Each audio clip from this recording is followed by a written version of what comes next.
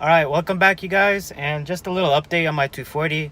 So pretty much ordered up some parts, suspension pieces for the rear and front, but got my springs that actually came in. So I'm gonna be doing an upgrade on my springs, and pretty much my setup right now. I got Megan Racing tracks, as you guys see or seen in my other videos, and the stiffness on the springs is 12 kilograms in the front and 10 kilograms in the rear. So what I'm gonna be doing today is gonna get the rears, the 10s, put them in the front, and I order up some Swift springs with 8 kilograms. So instead of having 12 and 10, I'm gonna have 10 and 8. So today is just gonna be a little video time lapse with some music, and you guys watch me work, just replace the springs, and after I'll just give you, I guess, my first look on how the ride rides compared to what I have right now. So let's get to it.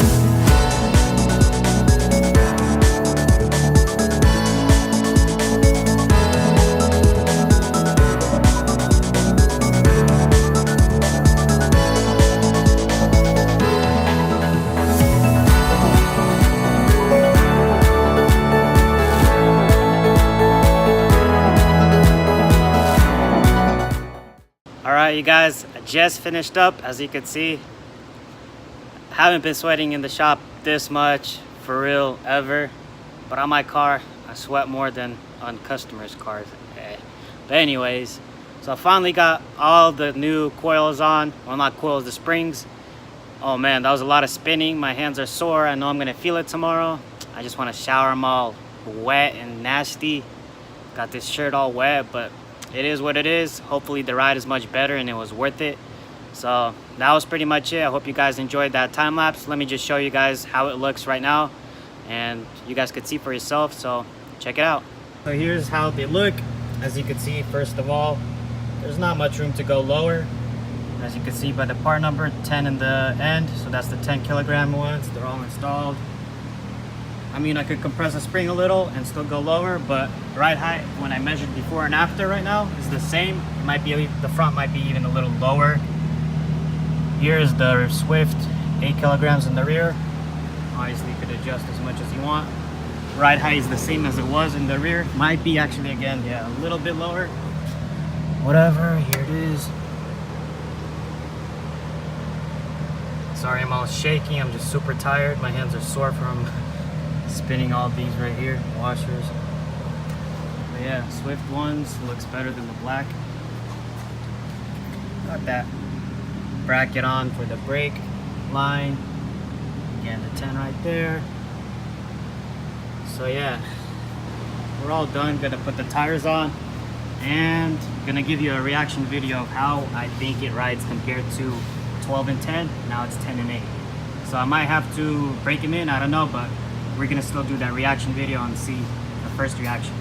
All right, so pardon the no shirt and reaction video. Not exactly a reaction video, but at least still, you know, my insight and how I feel after I install the spring. So it's not first reaction, but whatever, you know what I'm saying.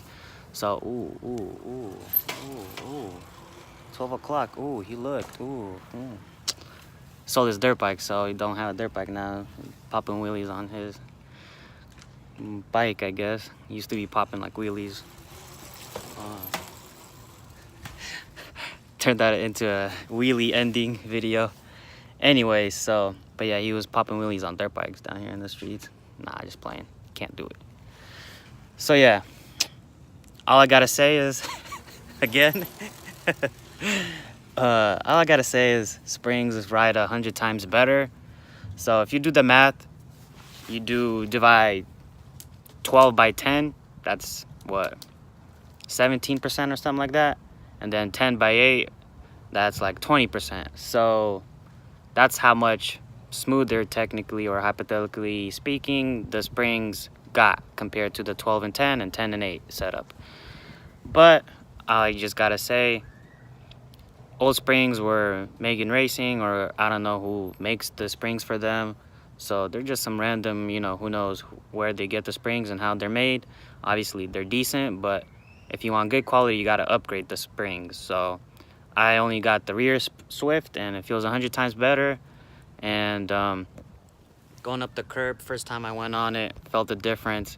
Leaving work, there's like uneven pavements and feels 100 times better. So now there's actually like suspension play, so like if there's a bump on this wheel, you know, this wheel kind of feels it and not like the whole car just jumps up or something, or if you're going a little faster, just hops.